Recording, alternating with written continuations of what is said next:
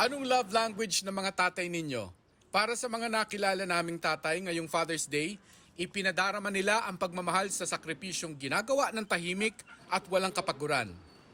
Ang 59 years old nga na si Tatay Esperidion, araw-araw nangangalakal para itaguyod ang mga anak. Sa gabi, gumagawa naman ng basahan para sa mga apo. Basta kahit lang ako para sa kanila, para sa apo ko. Hanggang kaya ko eh. Si Tatay Leonardo, kahit mag-80 anyos na, tuloy ang serbisyo para sa mga anak nang walang hinihinging kapalit. Kung mayroon, salamat. Kung wala, okay lang din.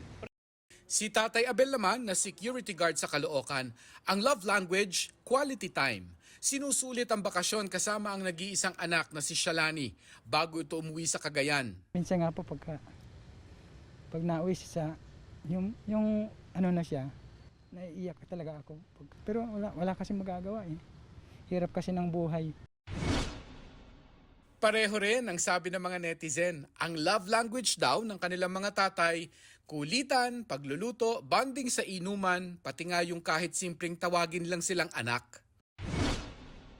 Ang mga bida nating tatay, kadalasan hindi natin napapansin ang mga paghihirap dahil hindi naman sila dumadaing. Pero kahit gaano katatag ang mga haligi ng tahanan, sabi nga'y tanggal ang angas nila kapag pinakitaan ng kaswitan ng mga anak. Kaya sa mga tatay, daddy, papa o airpat, Happy Father's Day!